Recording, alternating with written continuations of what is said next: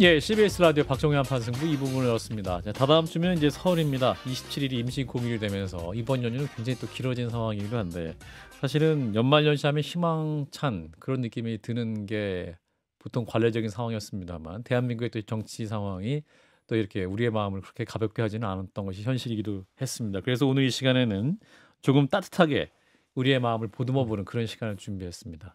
예, 오늘 특별한 강사 대한민국 인지심리학자시죠. 아주대학교 심리학과의 김경일 교수를 모셨습니다. 어서 오십시오. 네, 안녕하세요. 안녕하십니까. 안녕하세요. 네, 안녕하세요. 아유, 우리 잘 오셨습니다.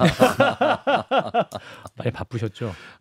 그래도 저는 오늘 좀 일찍 와서 도착했는데 예. 김상욱 의원님을 처음 뵈서 아하. 저는 오늘 여기 온 아주 값을 아주 제대로 치르는 게 아니라 건진 거죠. 김상욱 의원님 말씀을 네, 좀 네. 들으신 게 괜찮으셨습니다. 네네네. 그러니까 워낙 또 이제 이슈의 중심이 되신 분이고, 아하. 그래서 저도 이분은 어떤 분일까 궁금했었는데 이제 오늘 실물 영접이라고 하죠. 실물 영접해서 네네. 예. 두 분도 너무 좋아하지만 또 우리 김경일 교수님 오셨으니까 우리 한판승부 애청자들을 위해서 또 교수님께 질문하고 싶은 질문을 유튜브 댓글창이나 문자로 보내주시면 저희 제작진이 추첨을 통해 또 치킨까지 선물을 드린답니다. 우물정 하나둘 샵 1212입니다. 단문 오시면 장문 100원 유료 문자 질문 주시면 제작진 선정해 저희에게 주시면 또 교수님께 여쭙도록 하겠습니다.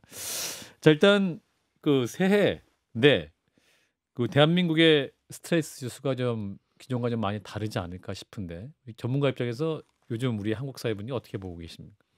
그건 굳이 심리학자나 아니면 정신건강의학 전문가가 아니라도 다 알 수 있는 사실인데요. 예. 제가 작년 12월 14일 날 해외 출장을 잠시 갈 일이 있어서 나갔다 왔는데 네. 이제 유럽 심리학자들이 저한테 네. 그러더라고요. 자기네들 요즘 넷플릭스 안 본다고, 네. 한국 뉴스 본다고. 아유. 네. 니네는 36부작이 이틀이 되더라 막 이러면서 저도 한국이란 나라가 이렇게 원하지 않는 방식으로 엄청난 관심을 받게 될 줄은 꿈에도 몰랐는데요. 예. 사실 그러면 그것 자체가 스트레스죠. 아주 격정적인 좋은 일이 아닌 이상 그렇게 많은 사람들이 지켜볼 만한 일의 주인공이 된다는 것 자체가 이제 스트레스 요인인데요. 기본적으로 스트레스와 더불어서 또 하나 말씀드려야 되는 게 있는 게 이게 예. 한국 사회의 외로움입니다. 외로움. 네네. 그러니까 이게 외로움과 스트레스를 좀 분리하기 시작하는데, 그러니까 외로움은 만나고 싶은 사람을 못 만나는 고통이 외로움이죠. 근데 이제 스트레스는 만나기 싫은 사람을 자꾸 만나 돌아버리는 고통이 이제 일종의 스트레스라고 볼 수가 있는데, 네. 한국 사회가 기본적으로 고각성 사회, 치열한 사회, 어떤 말로도 번역도 안 된다는 눈 감으면 코베 간다는 사회, 이러면서 굉장히 스트레스가 많을 수밖에 없는 그런 치열한 사회는 맞는데요. 저는 작년 연말부터 올해 이르는 오늘까지의 과정에서 그 저편에 있는 외로움도 같이 느끼게 돼요. 네. 외로움. 그래서 한국 사회가 많은 스트레스를 겪고 있구나. 또 일부에서는 많은 외로움을 느끼고 계시구나 라는 거 같이 느껴보면서 그 두 개를 조금 같이 얘기를 해봤으면 좋을 것 같은데요. 일단 사람은 자기가 통제할 수 없는 상황, 모든 스트레스는 자기가 통제할 수 없는 상황 때문에 생기거든요. 통제할 수 없다. 네, 네, 중요한 포인트네요, 사실. 네, 그러니까 제가 만약에 우리 박재영 앵커께 제가 욕을 먹었는데 예. 제가 만약에 집에 돌아가서 인형을 하나 딱 꺼내가지고 박지용이라고 써놓고 막 찍어요. 인형으로 막 바늘로 찌르는 제가 아파요. 네, 실시간으로 박지용 막 이러시잖아요. 아파. 그러면 스트레스 안 받습니다. 통제권이 저한테 있으니까. 그러니까 이게 물리적 고통의 그 양보다 더 중요한 건 내가 통제를 할 수 있느냐 없느냐거든요. 그래서 지난 한 달 반 정도의 시간은 우리가 무엇을 해도 움직이지 않는 무엇인가를 보면서 굉장한 스트레스를 받으셨을 거예요. 네. 통제할 수 없다. 그렇죠. 내가 어떻게 할 수 없는 네, 그런 네. 상황 자체가 이미 스트레스라는 그렇죠. 거죠. 무언가 제가 만약에 이렇게 누군가에게 물론 얘기를 하면 대답도 있고 그다음에 내가 이쪽으로 툭 쳐주면은 이쪽에서 또 그럼 너 이쪽 쳤구나 그럼 나는 이쪽으로 움직여 볼까 뭐 이런 게 반응이라는 게 있어야 되는데 그래서 왜 의외로 목석 같은 배우자와 살면서 스트레스 많이 받는 배우자들도 차라리 많거든요. 화를 내라. 그렇죠. 반응이 많이 없으니까. 하시죠. 반응이 네, 없으니까. 네. 맞는 말씀인 것 같아요. 저도 계엄 이후에 예. 화병 전체 8주 정도를 얻었거든요. 아, 박 실장님 화가 네. 원래 스트레스 잘 안 받는 성격인데 특히 이제 직업상 정치 관련 뉴스로 많이 봐야 되고 근데 왜 이게 자꾸 이런 식으로 가지? 라는 것 때문에 화병이 약간 있더라고요. 스트레스를 많이 받고 그렇게 되더라고요. 근데 그게 그렇죠. 이 여러 뭐 대통령을 포함한 여러 정치 주체들이 너무 국민들이 보기에는 비상식적으로 행동하는 경우들이 있으니까 근데 통제 안 되잖아요. 예. 제가 여러 방송에서 얘기하지만 안 됐잖아요. 그러니까 스트레스가 생기는 거죠. 정확한 지적이신 것 같습니다. 우리 박 실장님이 웃상이거든요. 전반적으로 그렇죠. 웃는 상이죠. 그렇죠, 근데 그렇죠. 지난 한 달은 네. 울상이었어요. 저기 퍼즐하면서 좀 풀었어요. 아, 퍼즐하면서 어두운 표정이셨는데 그런 일이 있었다. 그렇죠. 제가 봤을 땐 전형적인 웃상이시고 그 다음에 김웅 의원께서는 이제 그 전형적인 이제 순한 상이신데 맞아요. 네. 눈꼬리 이렇게 올라가시는 거. 전 순한 정말 사람이에요. 순한 사람이야. 세상이 저를 그렇게 만든 세상이 거예요. 저를 진짜로. 제 진짜 아까 말씀하신 것 중에 제가 4년 동안 우리 당에 있으면서 왜 안 될까? 통제할 수 이렇게 없는. 하면 안 되는데 왜 안 될까? 이렇게 하면 망하는데 왜 그걸 하면서 진짜 우울증이 생기더라고요. 그러니까 굉장히 재밌는 건 그렇게 만드는 분들은 소위 말하는 사담을 공적인 대화로 만들며 힘들게 하고 그런데 또 그 피해자이신 분들은 그 사적인 얘기까지도 공적인 자리처럼 생각하시면서 누르셔야 되니까 이게 이제 감정을 억누른다라는 거 굉장히 힘들거든요. 네. 그래서 제가 우리 세 분께 말씀드리고 싶은 건 이제 사담을 많이 하셔야 돼요. 사담. 네, 그러니까 이제 쓸데없는 얘기. 네, 그러니까 왜 그게 이제 심지어는 이탈리아 남성의 장수 비결에서도 도출됐는데 이탈리아 남성들이 그렇게 몸에 좋은 짓을 하는 그런 평균적으로 그런 파퓰레이션이 아닌데도 왜 이렇게 여성과의 수명 차이가 유난히 적은가 봤고 이탈리아가 의외로 장수하거든요, 남성들이. 근데 그게 바로 뭐냐면 용건과 명분과 의도가 있는 얘기만 하지 않고 그래 계획 세우지 말고 말이야. 뭐 명분 이런 거 필요 없고 이탈리아 목표 남자. 없는 삶. 네. 그냥 지내는 거. 네. 농담 따먹기 이런 거 많이 하고 농담하고. 그러군요. 그냥 문제는 보자. 사석에서는 그런 걸 많이 하셔야 돼요. 근데 문제는 그걸 공적인 자리나 그다음에 공과 사가 구분돼야 되는 자리에 가지고 오시면 그분들을 보면서 스트레스를 받는 거죠. 그러니까 이게 지금 역할이 지금 뒤죽박죽이 됐다는 그런 느낌이 좀 들기는 합니다. 네. 그래서 세 분은 특히나 제가 이제 저도 이제 늘 보니까 되게 불쌍해 우리 보신 것 같은데. 오늘 끝나고 조금 쓰잘데기 없는 얘기하시면서 좀 푸셔야 될 텐데 또 나라와 국가와 민족을 위해서 술 드셨다고 지금 그때 말씀하셔서 야, 애청자 제가- 맞으시네. 너 애청자 맞으셔. 그래서 울적하게 혼술하셨다 그래서 저러시면 안 되는데 라고 하면서 화병 생겨요. 네. 저집 8주 나왔대요. 화병.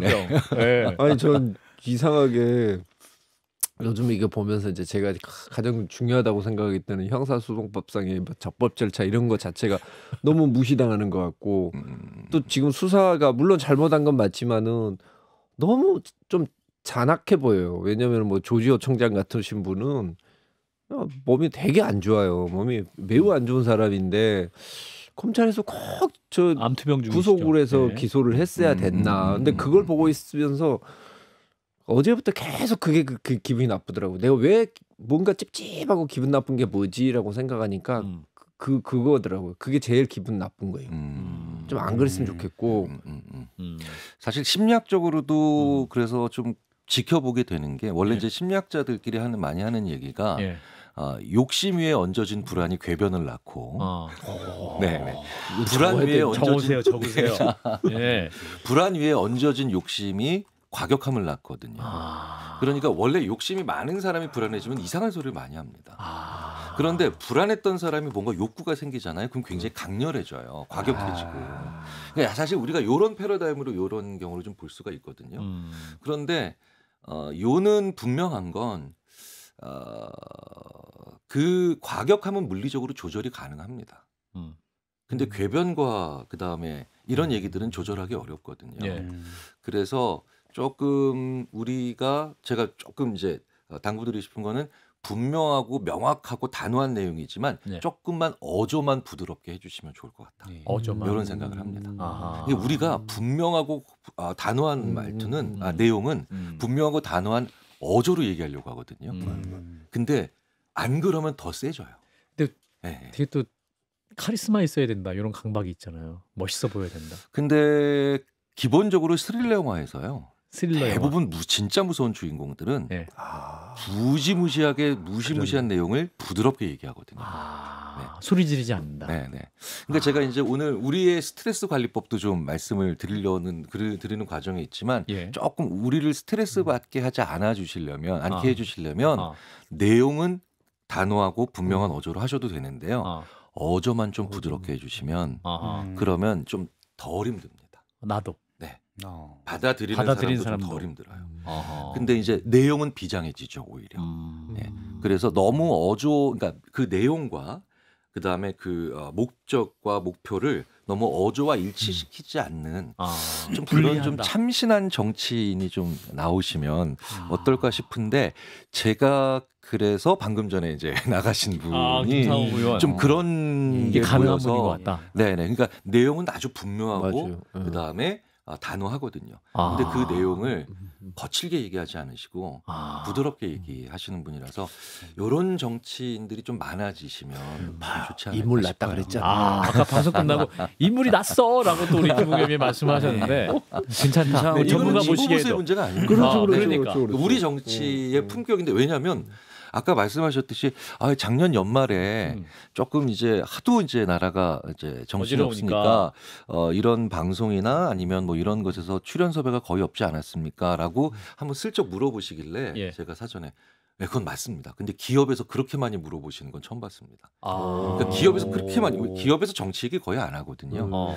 근데 이번에 이런 정치적인 사태로 인해서 뭐 소비자 심리들과 이런 거 엄청 많이 물어보시는데 그래서 저도 심리학자 하면서 기업이 이렇게 정치 걱정하는 걸 처음 봤거든요. 나라 걱정하는 기업. 네네네. 근데 그때 많이 나오는 게 바로 뭐냐? 거칠어진 무언가로 인해서 소비 심리 위축, 네. 그 다음에 과격함, 뭐 이런 것들이 너무 본질을 훼손함으로 인해서 우리가 느끼는 전반적인 경기의 어떤 퇴보 이런 것들을 기업은 본능적으로 걱정을 많이 하시는데 그래서 그냥 생각난 김에 한번 말씀을 드렸습니다. 그러니까 이제 뭐 교수님께 정책 입장을 여쭙는 건 아니지만 이제 뭐랄까요, 그 대통령 변호인 측에서는 계엄 선포했지만 그 이후에 아무것도 괜찮지 않았냐, 아무것도 벌어진 거 없지 않냐, 뭐 이렇게 이제 그분들 주장을 해요. 그러나 국민들 입장에서는 받은 심리적 트라우마가 엄청나고 사실은 그렇게 말을 하면 더 스트레스 받는 분들이 많거든요. 맞아. 그래서 좀 정확하게 이러한 계엄 선포의 상황과 그리고 이제 현직 대통령 체포까지 43일이 걸렸는데 대한민국 사회 진단을 좀 해주세요. 이런 걸 경험한 사회는 병리학적으로 어떤 걸 경험할 수 있는지에 대해서. 네.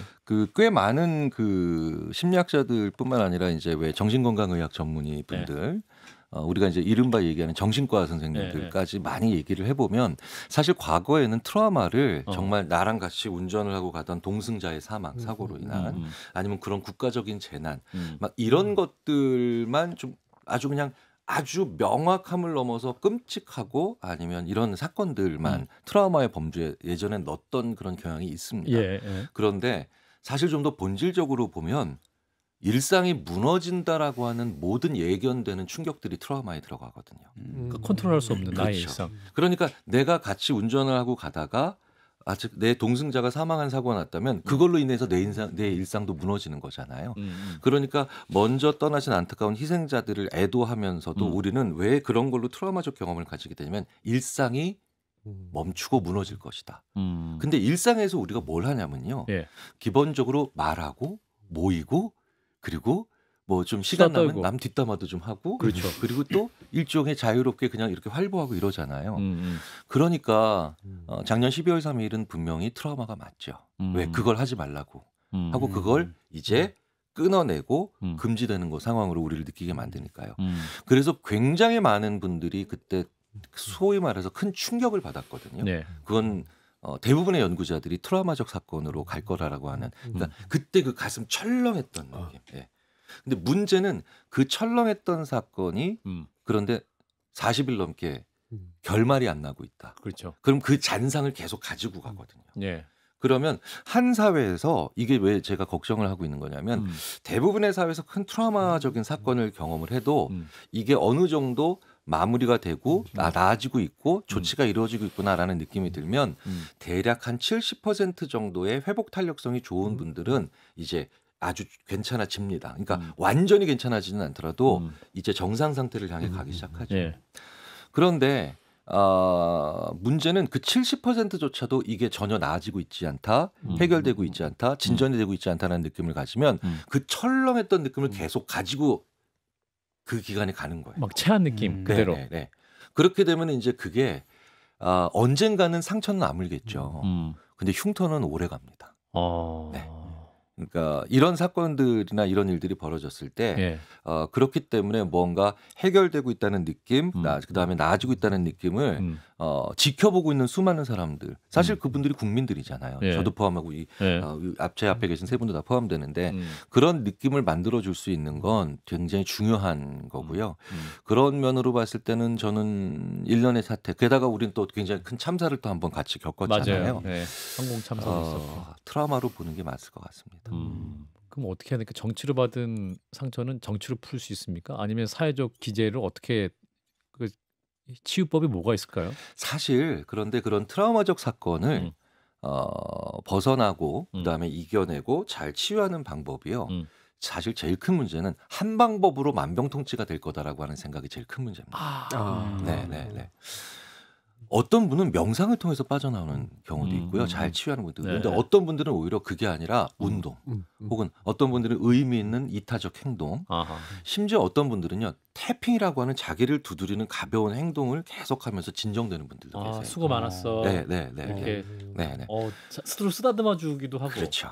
그렇죠. 그러니까 이게 고생 많았어. 이것저것 다 해봐야 돼요.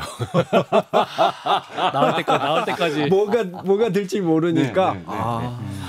그래서 이러면 다 해결된다라는 메시지가 오히려 제일 안 좋은. 그러니까 원웨이는 아니다. 그렇죠. 예. 네. 왜냐하면 인간 호모사피엔스가 이 지구상에서 그래도 가장 특별한 종이 될 수 있었던 이유는 대단한 지능, 뭐 엄청난 전투력 이런 게 아니라 개인차입니다. 다양성이에요. 다양성. 네, 다양성. 네. 그러니까 예를 들자면 수면도 마찬가지죠. 대부분의 동물들은 야행성, 주행성 이렇게 나눠져 있죠. 인간은 야행성일까요, 주행성일까요? 나눠져 있죠. 그러니까 다 다르죠. 그래서 인간만이 24시간 잠들지 않고 깨어있는 시스템을 유지할 수 있는 그런 사회가 됐거든요. 그러니까 우리 인간이 가지고 있는 가장 큰 그 역량은 다양성이거든요. 네. 그러니까 그 다양성을 해치는 행위가 가장 문제고요. 사실 그래서 외국 석학들이 우리나라의 일련의 사태를 보면서 그 전까지 가장 그래도 모범적인 민주주의를 만들어가고 있다라고 하면서 생각했던 많은 석학들이 근데 그 다양성 이슈가 깨지고 있네 라고 생각하면서 걱정을 많이 하고 있거든요. 그래서 이번 기회에 조금 더 다양성을 해치는 다양성을 가장하고 있는 걸 조금 내려놓고 그리고 그 다양성 진짜 다양함들 그 안에서의 내부에서는 오히려 더 잘 인정해주는 그런 뭔가를 만들어내는 그런 힘이 좀 나왔으면 좋겠습니다. 네, 그런 새로운 에너지가 필요하다 이런 말씀이고 지금 또 교수님 오셔갖고 엄청나게도 문자가 많이 오고 있어요. 4308님이 교수님 가족 간의 정치 이념과 다툼으로 받는 스트레스 어떻게 해결해야 될까요? 아들이 매일 저를 설득하려고 해요, 교수님. 네. 아들과 절연해야 될까요? 그런 거 아니고 어떻게 설득해요? 아까 이제 제가 들어오기 전에 극좌 극우 요거는 빼고 극으로 가는 건 사실은 진보도 보수도 아니니까요. 그죠. 그걸 빼고 저는 저뿐만 아니라 많은 심리학자들이 저한테 와서 제가 진보인데 결혼할 배우자가 보수예요. 부부끼리 성향이 다르다. 네. 그러면 제가 친구로 남어. 야, 현자십니다. 지혜로운 판단이에요. 친구로 그러니까 남아라. 외향적인 사람, 내향적인 사람, 개방적, 그 다음에 예민한 사람, 예민하지 않은 사람, 모든 대부분의 성격 차원은 상보적입니다. 사실 그리고 진보, 보수, 진보도 다 상보적이죠. 서로 시스템에서 그 약자에 대한 연민에 기초한 진보와 질서와 규칙이 무너지는 것에 대한 강한 경계감을 가지고 있는 보수 양쪽 다 공존해야 되죠. 근데 문제는 가족을 구성하는 데 정도까지 가까워지는 데는 힘들어요. 저도 그래서 저랑 그런 정치적인 그런 측면이 다른 친구랑 굉장히 좋은 친구가 많습니다. 하지만 아내와 나는 혹은 예를 들자면 그런 정도의 가까운 가족과의 파트너십을 맺으려면 그러면 같아야 돼요. 근데 부모 자식은 가를 수가 없잖아요. 그렇죠. 그러니까 대화하지 않으셔야 돼요. 대화하지 마시고 그냥 명절에 갈비찜 먹을까 갈비구이 먹을까 아니면 그런 거 하시고 그런 거 물어보시고 뭐 차라리 이제 법적인 테두리를 넘어서지 않는 선에서 맞고 아니면 고스톱을 치든가 윷놀이를 하시든가. 사실 우리나라 가족들이 너무 모이면 정치 얘기를 많이 합니다. 맞아요. 그러니까요. 사실 얘기할 거 되게 많거든요. 아주 명절의 기억은 그냥 막 할아버지가 정치 얘기하신 것밖에 기억이 안 나요. 어렸을 때는. 예. 근데 사실 그것도 한국 사회가 굉장히 강렬한 그런 몰입을 가지고 있는 사실 장점에 기초한 거기 때문에 나쁜 건 아닙니다. 명절에 한판승은 최대한 정치 얘기는 아니 근데 이게 사실 저도 정치를 해보고 이랬잖아요. 근데 이게 제일 다이나믹해요. 재밌어요. 아니 어제하고 오늘이 다른데 그러니까 다른 어떤 것도 이거보다 재밌는 게 없는 거예요. 어찌 보면 트라우마긴 하지만 21세기에 갑자기 우리 눈앞에서 계엄이 터졌고 대통령이 잡혀가고 이런데 다른 게 뭐가 재밌겠어요. 그리고 교수님 강의 들었던 01학번 학생이 질문을 또 올려주셔갖고 잔잔과 전쟁이라는 아이디를 쓰시는 학생. 01학번 교수님 강의 들었었어요. 교수님 요새 도파민 터진다 표현이 있던데 그 표현 어떻게 판단하시는지요? 한판 승부적인 질문이야. 예, 도파민 터진다. 그러니까 이제 도파민 터진다가 쇼츠 보면 도파민 터진다 이런 얘기 많이 하는. 네. 그러니까 이제 일단 뭐 쉽게 말씀드리면 쾌감을 느끼고 그다음에 이제 짜릿하다라는 느낌인데요. 사실 그 도파민 터진다라는 표현이 뇌에서는 이제 또 뭐 이제 쾌감 보상 중추회로가 뭐 활성화된다 뭐 이런 식으로 표현하지만 그만큼 즐거움의 빈도가 떨어지고 있다는 뜻이에요. 그래서 자꾸 뭐 하나 다 터뜨리려고 하는 그런 느낌이죠. 그러니까 늘 말씀드리지만 즐거움은 크기보다 빈도가 중요하거든요. 그러니까 100점짜리 즐거움 한 번보다 근데 10점짜리 그 즐거움 10번 경험하는 사람이 더 건강합니다. 네, 근데 우리 사회가 너무 성취지향적이고 경쟁지향적이다 보니까 자꾸 저기까지 갈 때까지 버티자, 이겨내자, 그리고 인내하자. 나쁜 건 아닌데 그 과정에서 이게 빈도가 너무 떨어지는 거예요. 근데 빈도가 너무 떨어지다 보니까 점점점 저 정도는 불려야 돼. 네, 이러고 이제 가서 살아가는데 아무리 연구해도 도파민은요. 크기보다 빈도가 중요한 거고요. 그래서 터지는 것보다 중요한 건 한 번 크게 터지는 것보다 중요한 건 약간씩 질질 새는 표현이 좀 그런가요? 약간씩 새 나오는 정도의 그게 빈도가 더 중요할 겁니다. 그럼 앞으로 바꿔야겠네요. 교수님 말씀 정말 도파민 샌다. 네. 약간 새는 거예요. 그래서 묻는 정도 이게 더 좋을 것 같습니다. 제가 과거엔 자주 놀았는데 와이프가 뭐라 해서 가끔 노니까 더 안 좋은 것 같아요. 그러게 우리 박 실장님 보니까 가끔 놀다 보니까 너무 몰아서 놀더라고. 그렇죠. 그러니까. 휴가도 막 갑자기 막 14박 15일 이렇게 떠나시면 못 돌아오세요. 그러니까. 예. 자 마지막 질문 7849님. 교수님 명절이 다가옵니다. 양가 부모님과 만나서 정치 얘기할까봐 두렵네요. 자, 이 우픈 명절 증후군을 현명하게 해소할 치료법이나 조언이 있다면 어떤 게 있을까요? 이번에 6일이잖아요. 엄청 길잖아요. 사실은 양쪽 다 해주셔야 되는데요. 양쪽 다 해주셔야 돼요. 그러니까 어른 세대와 그다음에 자녀 세대 어느 쪽이 먼저 하시는 건지는 모르겠지만 굉장히 많은 부모님들이 정치 얘기를 하시지만 사실 그 과정에서 어떤 얘기를 하시냐면 우리 애는 요즘 젊은 애들답지 않게 되게 똑똑하다 그러세요. 그러니까 이 말에 벌써 요즘 젊은 세대에 대해서 싫다는 느낌이 들죠. 요즘 젊은 사람답지 않으니까. 근데 또 이렇게 얘기하는 또 분들이 계시죠. 우리 시부모님은 나이 드신 분답지 않게 옷을 너무 잘 입으세요. 그러니까 이 며느리도 이미 들킨 거예요. 네. 그러니까 서로 상대방 세대의 장점과 상대방 세대의 애환을 너무 몰라요. 그래서 약간 이렇게 해주시면 좋을 것 같아요. 옛날에 고생 많으셨다는데 고생한 얘기 해달라고. 그리고 어른들은 그냥 한마디 먼저 던지는 거죠. 요즘 고민이 많은 것 같은데 요즘 고민 많이 하는 게 뭐냐 뭐 이런 거 물어보시면 사실 우리나라처럼 빠르게 발전하는 나라는 이전 세대가 고생을 많이 했고요. 그 다음 세대가 고민을 되게 많이 해요. 고생과 고민 다르죠. 두 가지 키워. 네. 그러니까 고생 많으셨겠어요라고 하고 니들 고민 많겠다라고 얘기해 주시면 자연스럽게 이 말이 두 말이 마중물이 됩니다. 우리 김홍 의원님 카메라 한번 비춰주세요. 지금 완전히 그 은혜 받은 성도의 얼굴이에요 지금. 진짜 이게 막 그냥 막 박힙니다. 근데 저는 여기에 고생한 얘기 해주세요라면은 좀 이따 이제 그만해 주세요라고 할 수 있을 것 같은데요, 그분은. 약간 리스크가 좀 있는 거 아닙니까? 근데 되게 재밌는 게 사람들이요 자기 고생한 얘기를 들어주는 사람은 거의 만난 적이 없어요.